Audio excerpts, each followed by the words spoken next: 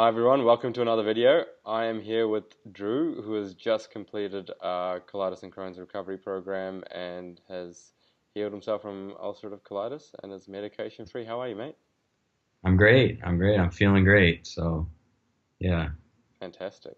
So Drew obviously went through our program and healed his body using the self-healing method. Drew, I just want you to talk to the audience a little bit about how this all started for you. So tell us a little bit about what you felt and how you got diagnosed and things like that. So I was 19. So 2 years ago, I'm 21 now. Mhm. And I just had basic symptoms of pre-colitis symptoms, but basic stomach issues for months. Mhm. Um, but nothing was too bad. So the symptoms weren't anything that I even contacted a doctor about for a while. Went through half a year of college dealing with those symptoms, but didn't think anything of it. I mean, the symptoms people know that have these issues are very unique. Where some of the things that happen, blood in your stool and whatnot, are like alarming, Mm. and they're not like a typical symptom. So you know that something is kind of wrong. But with me, it was I didn't feel bad, like other than blood in my stool at times and basic average stomach pain that a lot of people deal with. I didn't think anything of it, and it had no real hindrance on my life until it kind of accumulated over, I would say, 6 or 7 months of pretty minuscule symptoms, and then it kind of within a matter of weeks really got bad, where I ended up being hospitalized. Mhm. They initially thought I got a colonoscopy, and they thought it was just lower inflammation like proctitis, basically. So just in the lower part of my colon, like the very end. Mm. Um, and then, I, wasn't feeling good. Medicine that they gave me at first was just the basics, prednisone, um, and I think some enemas just to treat it at the source, and those proved to actually end up making it worse. And then it spread to full-blown ulcerative colitis, which I got diagnosed in June of 2016. Yeah, so that's how it started. Mhm. And tell people, what in terms of you talked about some symptoms. What did they feel like? So when you got diagnosed with ulcerative Yeah, colitis, what so what were you experiencing?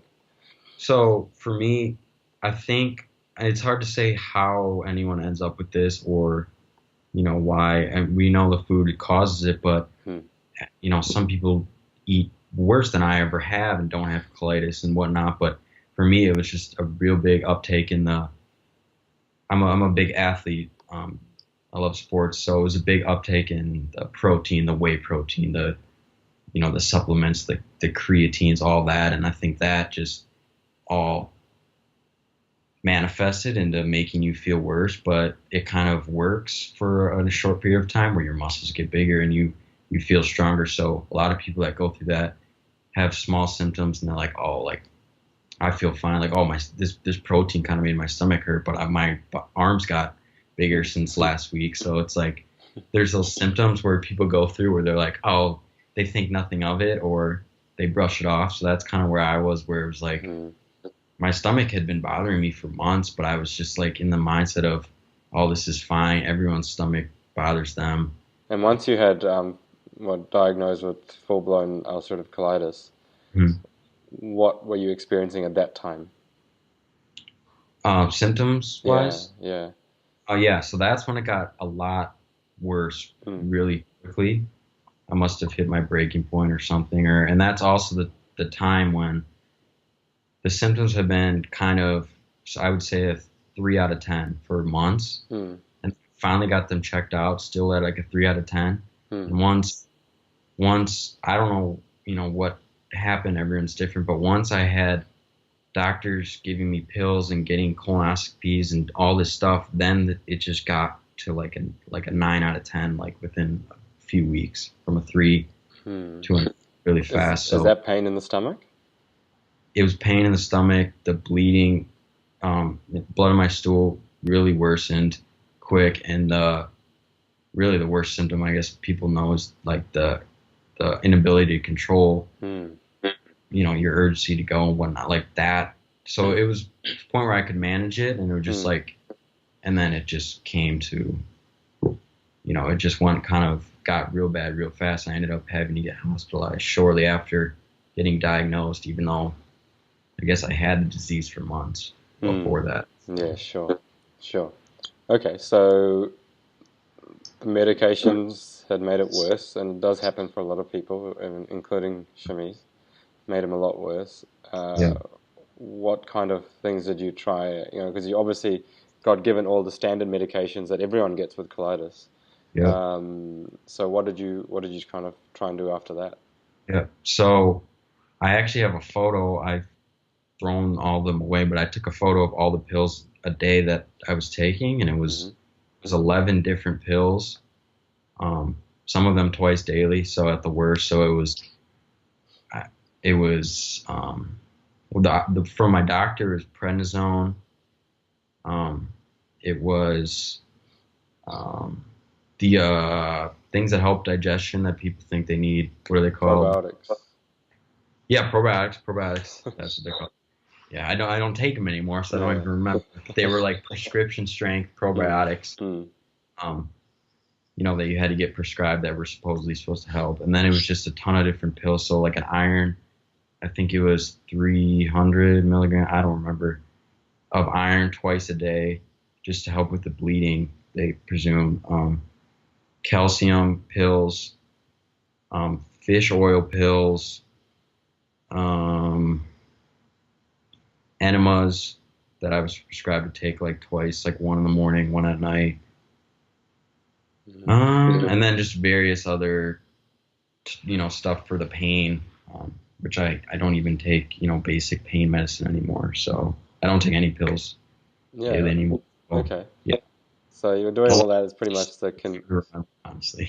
Sorry, I missed that. You can't remember. I said a lot of pills. It's hard to Yeah. remember. Yeah. That's right. Now I don't do anything. So yeah, that was what was happening on the conventional kind of treatment method. Um, how did you find high carb health, and what made you want to join? Yeah, so really it was just kind of stumbled upon on YouTube. Hmm. Um, but what really kind of pushed me, and I've told you both you and Shamiz this a lot, but my sister was vegan before I had gone vegan for colitis and whatnot. So, and I knew that her health had improved. Mm. So that was like that combined with finding you guys of like somebody like, oh, Shamiz like has what I have and he cured it Mm. from, eating vegan, like those two combined. So found you through YouTube, saw his story, his the initial story on the channel about his time in Japan, like his diagnosis story. Watched that, and then just combine that with what I already knew about the vegan diet, that it was for real, Mm. and I wanted to give it a shot. But the reason that I hadn't, I guess, for 6 months of having the disease was, um, I was told like basically everything my doctor told me to eat and my lifestyle was opposite of what someone that eats plant based would do. So Mm. in my head, for all those months being on the medication and the IV infusions of Remicade, um, I was like, I can't eat plant based. I was told not to eat a lot of sugar, so no fruit, eat high protein, Mm. and I was opposite. So I was like, oh well, I can't be vegan. Um, and then I was like, oh wait, somebody's vegan and they have this disease. Not only that, but that's what cured them. And I was like, oh, I mean, I want to at least call these guys, and that's just where it started, I guess. All right. And so, how did you find the program? So obviously, everyone has their challenges during the program and during the healing phase. So Yeah, what did you think when you first got all the information, and then how did you find it? yeah. I mean, I was just excited to try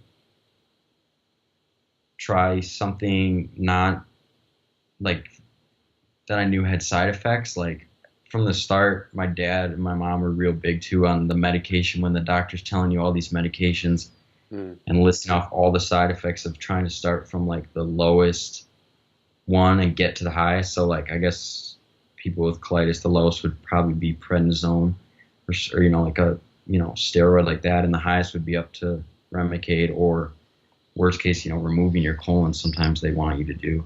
Mm. Um, so when I found like a possible solution that didn't involve any negative side effects, I was like, well, I might as well try it. So it was a lot at first, but the risk wasn't really there because I was like, well, I had taken Remicade the whole time I had been diagnosed from June until February, Mm. and it's kind of stopped. So it initially kind of worked, and then come February, I was really not feeling good.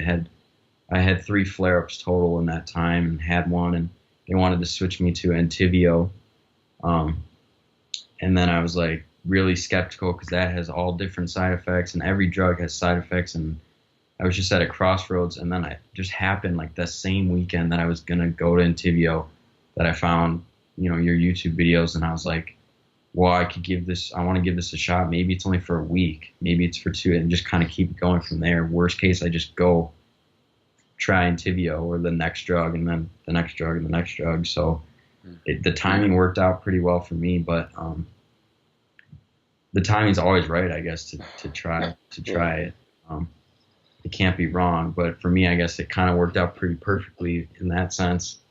I had nothing to lose, and yeah, it worked. Like it started working so fast that I was like, yeah, this is, I'm going to keep doing this, and obviously I haven't looked back. So Yeah, and so tell the audience how you felt. So what do you mean by it worked? Talk about some of the self-healing kind of mechanisms that you experienced. So I would say I was definitely on the lower end. I mean, you expressed to me a lot in terms of the healing, how long it took, but for me, it was probably 2 weeks of, as soon as you sent me, the steps of what to eat every day, I started it religiously the first day and never relapsed on it. And it took 2 weeks, or I'd say about a week of feeling really pretty worse and really bad, and had to miss classes of college for a week and just kind of slept all day, and woke up, made my smoothie, drank it, kind of went back to sleep, woke up, made another smoothie, had some juice, slept, had some soup for dinner, and it was like that for a while. And I was just, it really helped. Like I have 3 people that I know with colitis or Crohn's that have asked me for the steps and what to do, but I always tell them, I give them that email that you sent me, but I tell them like it's not enough.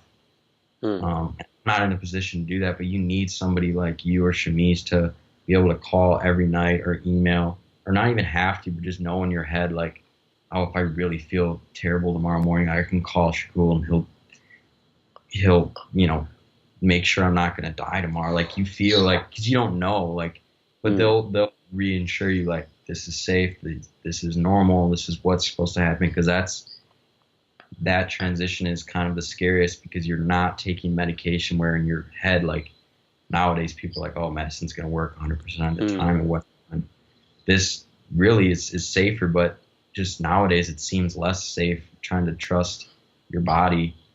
So just all those red flags, it's so confusing that I think that's the value of the program. To me, the biggest value I took is like being able to talk to you, because you can read the book that David Klein wrote, or just in general, like it's becoming more and more known about this diet, but people with specific issues, like you need to take it a step further. You can't just go vegan. Like you need to eat the right way for a long time. So I think that's what got me through like the healing phase, was just being able to consult with you, and making sure. I mean, the steps are fairly simple. You get into a routine and it's easy. Once you over that hump, it's really easy. It just snowballs from there. But at first, you feel worse before you feel better, and that's where, if you try to do it, on your own, you might, it might work out, but Um, yeah, I think that's the biggest takeaway I took. That's exactly the reason why we started doing this, because we knew after seeing what happened with Shamiz, if you don't have some kind of guidance and support, when it does get worse before it gets better, it's very easy to give up. And it's Yeah, very easy to think, no, this doesn't work. And that's, the key to healing yourself is having the patience, and really knowing, okay, this is a safe level of, detoxification symptoms. Hey, this isn't, and maybe you need to get some extra help. But if you do it by yourself, you'll never know that, yeah, compared to someone like us who've had, getting up to close to 100 people through the program in the last year and a bit. So, yeah, definitely. And I think it really helps too. Like, I didn't have a big problem, but I know people in my life, or I'm sure people in the program now, or people thinking about it, like doing this, like it holds you accountable to want to mm, like finish, and because it will work. Like it will work, but there's a lot of people I know, or just knowing people in general, that first however long it takes to heal, which for me was probably the shortest. I was on the very extreme short end of how long it could take, and it can be easier. I mean, I know people that also have colitis that just stay on the medication, and they full well know, and I've had conversations with them, and mm, the risk of they'd rather just live their life and keep consuming alcohol or the foods that cause it or whatever, and just stay on the medication and live in that limbo. And to them, that's what they choose that. But if you get involved into a program, like there's people that I showed the documentaries to on Netflix, What the Health, and there's people that are like, oh no, I just don't want to see it, because if I see it, I'll know. So that's where just you know immersing yourself, like signing up for the program, getting to know you guys, like that, it just all holds you accountable more, and just tries to reprogram yourself to yeah, understand what you should be doing. And and then from there, like it's easy. Like it's people like, oh, you're vegan, like that must suck or whatever. Like I'm like, no, like it's better. It just change can be scary for a lot of people. So